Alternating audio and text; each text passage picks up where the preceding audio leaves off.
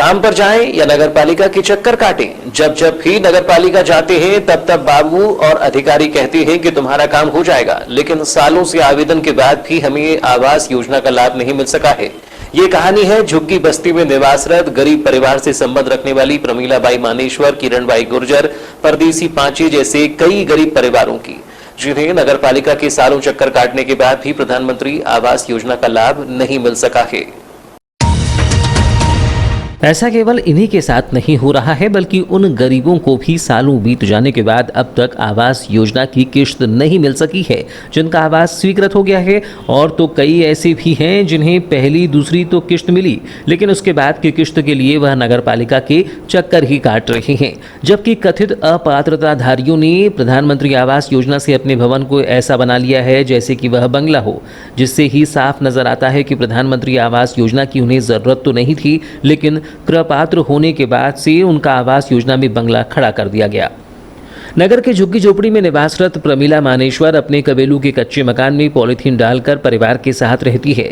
बनिस्मत ऐसी ही स्थिति घरेलू काम कर जीवन यापन करने वाली किरण बाई गुर्जर की भी है। अब बताएंगे अम्मा, आवास योजना का फॉर्म भरे थे क्या आपने? हाँ।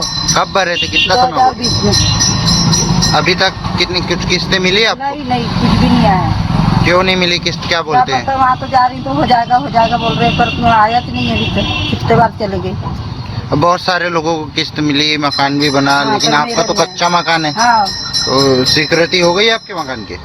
नहीं मतलब आदेश आ गया कि पैसा मिलना चाहिए करके तो एक बार आए थे। हाँ। ये भी 2 साल पहले सर्वे वगैरह हाँ, हुआ? सर्वे करके ले गए, नाम लिख के ले गए, पर उसके बाद में कोई आया नहीं। अच्छा बताएंगे, जैसे कि अब रेत गिट्टी लोहा सब कुछ बहुत महंगा हो गया है। हाँ। और शासन 2.5 लाख रुपए कई सालों से दे रही है, तो क्या 2.5 लाख में आपका मकान बन पाएगा? नहीं बनेगा। 2.5 लाख में क्या होगा? कुछ भी नहीं हो सकता 2.5 लाख में। आवास योजना, प्रधानमंत्री आवास योजना की स्कीम चल रही है, क्या उसका लाभ आप लोग को मिला? नहीं, कुछ भी। फॉर्म वगैरह भरे आपने? हाँ, भर दिया। भरे? कब भरे फॉर्म? वो 5 साल होने लग गए। तो अभी तक कुछ भी नहीं, सब लोगों का आ गया, हम लोग के हट गए। तो क्योंकि पीछे वाले का सबका हो गया और हम पहले वाले रह गए। मतलब यानी आपको आवास योजना का लाभ नहीं मिला? हाँ। क्या चाहते हैं आप? हम चाहते हैं कि हमको भी मिल जाए पैसा, तो अपन मकान बना लेंगे छोटा मोटा। अपन गरीब आदमी चौका बर्तन का काम करते, हम तो इतने बड़े लोग नहीं है। हम रोज सुबह जाते हैं 6 बजे और ये छोटा सा बेल का दुकान चलाते हैं। हम क्या कर सकते हैं, पैसे वाले का काम है, हमारे पास तो कुछ पैसा है ही नहीं है। हम सरकार दे रही तो बना लेंगे। युवक परदेशी पांची की स्थिति उसका घर बयां करता है। एक धक्के से उसका कच्चा मकान भरभरा कर कभी भी गिर सकता है। इस बरसात में उसका मकान अति वर्षा सह पाएगा या नहीं, यह भी एक बड़ा सवाल है। बावजूद इसके इन्हें नगरपालिका के चक्कर काटती सालों हो गए, लेकिन इन्हें अब तक आवास योजना का लाभ नहीं मिल सका है। बताएंगे, आपका मकान बहुत जर्जर हालत में, आपको आवास योजना का लाभ मिला या नहीं मिला? नहीं मिला।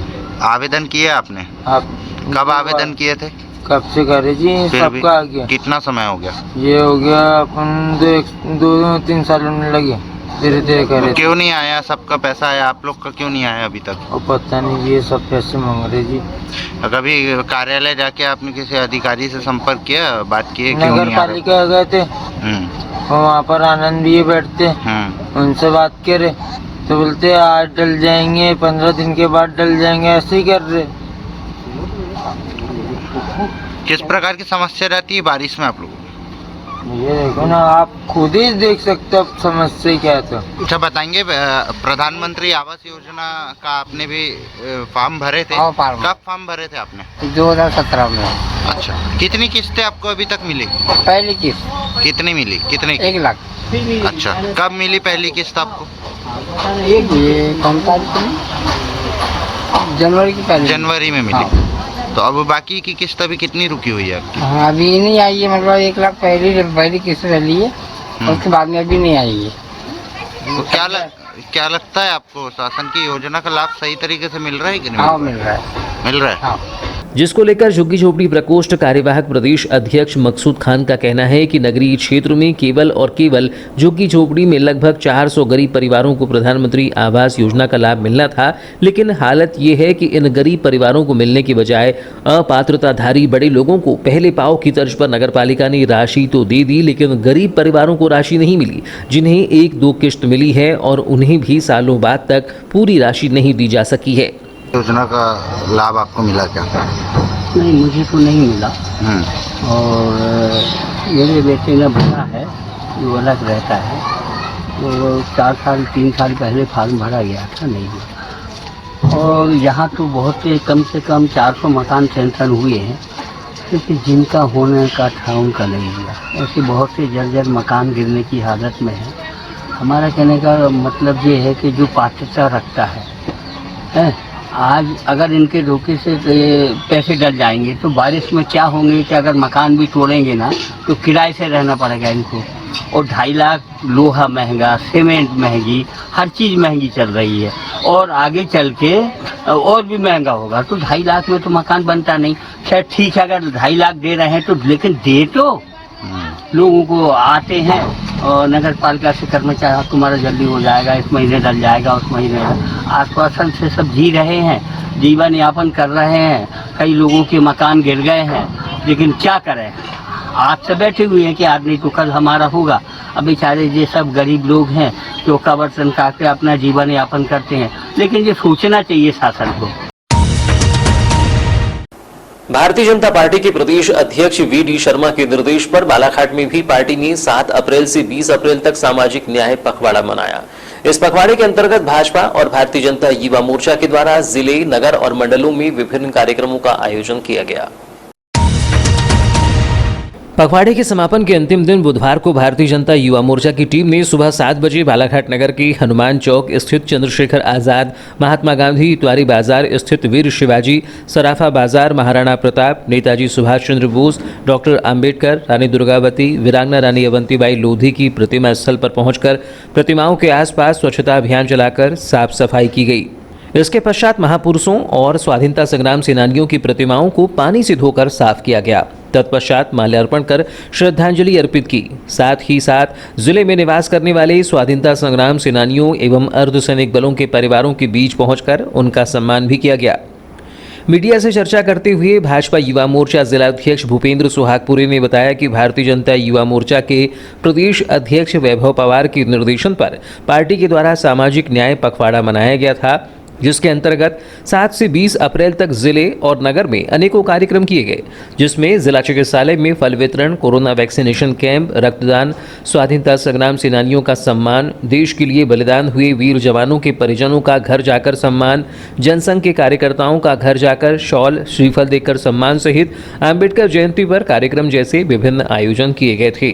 प्रदेश का भारतीय जनता युवा मोर्चा 7 अप्रैल से 20 अप्रैल तक सामाजिक न्याय पखवाड़ा मना रहा है। इसी के अंतर्गत आज मध्य प्रदेश के यशस्वी प्रदेश अध्यक्ष माननीय वी.डी. शर्मा जी, युवा मोर्चा के प्रदेश अध्यक्ष माननीय वैभव पवार जी के निर्देशन पर आज जिले भर में युवा मोर्चा शहीदों महापुरुषों की मूर्तियों को के आजू बाजू के परिसर की साफ सफाई कर मूर्तियों को धोकर उन पर माल्यार्पण कर रहा है। पूरे जिले भर में हमने ये कार्यक्रम आज चलाया है। इसी क्रम में आज दोपहर में जो स्वतंत्रता संग्राम सेनानी हैं, उनके परिवारजन हैं और जो अर्धसैनिक बलों के हमारे सैनिक हैं जो वीरगति को प्राप्त हुए थे, उनके परिवार का भी हमको यहाँ पर सम्मान करना है। भारतीय जनता युवा मोर्चा द्वारा जो चलाया जा रहा है सामाजिक न्याय पखवाड़ा है, उसका आज अंतिम कार्यक्रम है। जिला मीडिया प्रभारी रोमेश सोनवाने ने बताया कि सामाजिक न्याय पखवाड़े के समापन कार्यक्रम में भाजपा नेता अभय कोचर, जिला उपाध्यक्ष योगराज टेम्भरे, कोषाध्यक्ष धीरज सुराना, संकेत सुराना, रमाकांत डाहके सहित अन्य नगर एवं जिले के पदाधिकारी एवं कार्यकर्तागण मौजूद थे। 21वीं सदी में भी सालों पुराने जर्जर हो चुके भवनों में शासकीय कार्यालयों का संचालन न केवल वहां काम करने वाले अधिकारी कर्मचारियों के जीवन के लिए खतरनाक है, वहीं विभागीय रिकॉर्डों की सुरक्षा भी खतरे में है। बावजूद इसके अधिकारी और कर्मचारी जर्जर भवन में काम करने मजबूर हैं। आलम यह है कि जर्जर हो चुके भवन में काम करने वाले अधिकारी और कर्मचारी वहां काम करते हुए घुटन महसूस कर रहे हैं, लेकिन ना तो उन्हें कोई नया भवन आवंटित किया जा रहा है और ना ही इसके सुधार के लिए कोई प्रयास किए जा रहे हैं। नगरीय क्षेत्र में ऐसे कई शासकीय भवन हैं जो दशकों से पुराने और जर्जर भवन में संचालित हो रहे हैं। जिन भवनों की कब मरम्मत की गई थी यह भी अब कर्मचारियों को याद नहीं है। ऐसा ही कलेक्ट्रेट परिसर के सामने स्थित शासकीय कार्यालय का भवन है। पूर्व आरटीओ कार्यालय से लगे भवन में पीडब्ल्यूडी परियोजना क्रियान्वयन इकाई PIU 1 एवं 2, प्रधानमंत्री ग्रामीण सड़क परियोजना इकाई 1 एवं 2, लोक निर्माण विभाग सेतु निर्माण उपसंभाग बालाघाट का कार्यालय संचालित होता है। भवन में लगने वाले 5 विभाग में अधिकारी और कर्मचारियों को लेकर लगभग 60 से ज्यादा कर्मचारी कार्यरत हैं। कार्यरत अधीक्षण यंत्री लोक निर्माण विभाग बालाघाट मंडल के नाम से इस भवन का शिलान्यास 26 जनवरी 1974 को तत्कालीन सरकार में लोक निर्माण विभाग मंत्री रहे तेजलाल टेमरे के कर कमलों द्वारा किया गया था। वर्ष 1974 यानी लगभग 48 साल पहले बने भवन में वर्तमान में 5 कार्यालय संचालित हैं, जिसमें आधा सैकड़ा से ज्यादा कर्मचारी कार्यरत हैं। आलम यह है कि इस भवन की छत और दीवारों से प्लास्टर निकालकर सलाखें दिखाई देने तक आ गया है। यहाँ लगे बिजली कनेक्शन सालों पहले किए जाने वाले कनेक्शन के रूप में उखड़े और झूलते नजर आते हैं, जिससे कभी भी किसी को भी करंट लगने का डर सताते रहता है। कमरों में बैठने से ही घुटन महसूस होने लगती है। ऐसे में शौचालयों से आने वाली बदबू कर्मचारियों के लिए और असहनीय है। बावजूद इसके अधिकारी और कर्मचारी काम करने को विवश हैं। अधिकारियों की माने तो कार्यालय के वरिष्ठ अधिकारियों को एक बार नहीं बल्कि कई बार उन्होंने भवन की जर्जरता से अवगत कराया है, लेकिन कोई ध्यान नहीं दिया जा रहा है। पुलों और भवनों का निर्माण करने वाला विभाग स्वयं अपने कार्यालय के भवन के लिए तरस रहा है। जानकारों की माने तो यदि समय रहते भवन से कार्यालय को नहीं हटाया गया तो निश्चित ही कोई बड़ी घटना घटित हो सकती है। फिलहाल अभी कब कार्यालय स्थानांतरित होगा यह तो तय नहीं है, लेकिन पता चला है कि वर्ष 2021 में उक्त भवन को जर्जर कंडम घोषित कर दिया गया है और विगत 4 से 5 दिन पूर्व हाउसिंग बोर्ड द्वारा भवन का नापजोख भी किया गया है, जिससे संभावना जताई जा रही है कि संभवतः भवन को तोड़कर यहां 2 मंजिला बिल्डिंग बनाई जाने की योजना है, जहां अत्याधुनिक बिल्डिंग का निर्माण होगा। संभवतः निर्माण कार्य के दौरान विभागीय कर्मियों को कलेक्ट्रेट अथवा अन्य किराए के भवन में शिफ्ट किया जाएगा। इसका अंतिम फैसला कलेक्टर बालाघाट द्वारा लिया जाएगा। नवागत सीएसपी अंजुल अयंक मिश्रा के पदभार संभालते ही पुलिस एक्शन में दिखाई दी। नवागत सीएसपी के नेतृत्व में कोतवाली पुलिस ने कोतवाली क्षेत्र अंतर्गत नगर के 3 वार्डों में दबिश देकर अवैध रूप से देशी शराब बिक्री के मामले को पकड़ा है, जिसमें 2 लोगों के खिलाफ आबकारी अधिनियम की धारा 34A के तहत अपराध दर्ज कर लिया गया है। वहीं एक आरोपी पर निर्धारित मात्रा से ज्यादा प्राप्त शराब के मामले में उसके खिलाफ आबकारी अधिनियम की धारा 34(2) के तहत अपराध कायम कर आरोपी को पुलिस ने गिरफ्तार किया है। सीएसपी अपूर्व भलावी के सेनानी पद पर हुए स्थानांतरण के बाद खाली पड़े सीएसपी के पद पर सेनानी के पद से स्थानांतरित होकर आए अंजुल अयंक मिश्रा ने सीएसपी बालाघाट का पदभार ग्रहण कर लिया है, जिन्होंने नगर में सुरक्षा व्यवस्था को चुस्त दुरुस्त करने को प्राथमिकता बताया है। 2018 बैच के अंजुल अयंक मिश्रा की पहली पोस्टिंग बतौर प्रोविजनल अधिकारी के रूप में सागर मालवा रही, जिसके बाद वो 15 मार्च 2020 को रतलाम स्थानांतरित किए गए, जहाँ 3 माह तक उन्होंने रतलाम थाना प्रभारी की जिम्मेदारी संभाली। इसके बाद उनका हॉक फोर्स सेनानी के पद पर 3 अक्टूबर 2020 को स्थानांतरण होने पर वो स्थानांतरण पूर्व तक बालाघाट हॉक फोर्स में सेनानी के पद पर कार्यरत थे। मूलतः शहडोल निवासी अंजुल अयंक मिश्रा की ये पहली सीएसपी पद पर पदस्थापना है, जिन्हें स्थानांतरित सीएसपी अपूर्व भलावी द्वारा पदभार ग्रहण कराया गया। इस दौरान सीएसपी अपूर्व भलावी और सीएसपी शाखा रीडर ज्ञानी बाहे और शाखा कर्मचारियों ने नवागत सीएसपी अंजुल अयंक मिश्रा का पुष्पगुच्छ से स्वागत किया। नवागत सीएसपी अंजुल अयंक मिश्रा ने कोतवाली पुलिस के पास मुखबिर से मिल रही सूचना पर नगर के वार्ड क्रमांक 29 जयप्रकाश कॉलोनी निवासी रितेश उर्फ नीतू कसार के पास से झाड़ियों में छिपाकर रखी गई अवैध देशी शराब की पेटी बरामद की है, जिसमें पुलिस को 50 क्वार्टर मिले हैं, जिसकी अनुमानित कीमत लगभग 18,000 रुपये है। आरोपी के पास से 54 लीटर शराब बरामद होने पर पुलिस ने उसके खिलाफ 34(2) का मामला कायम कर उसे गिरफ्तार किया है, जिसने पुलिस को बताया कि वो कमीशन पर शराब बेचता था। वहीं वार्ड नंबर 19 सुभाष चौक में श्यामलाल सेठिया के पास से पुलिस ने 1,850 रुपये की 23 क्वार्टर और सरेखा चौक शारदा होटल के सामने अवैध देशी शराब बेच रहे गोवर्धन दास गुरनानी के पास से 1,440 रुपये कीमत के 21 देशी क्वार्टर बरामद किए हैं। इन दोनों ही मामलों में पुलिस ने आबकारी अधिनियम की धारा 34A के तहत मामला कायम कर विवेचना में लिया है।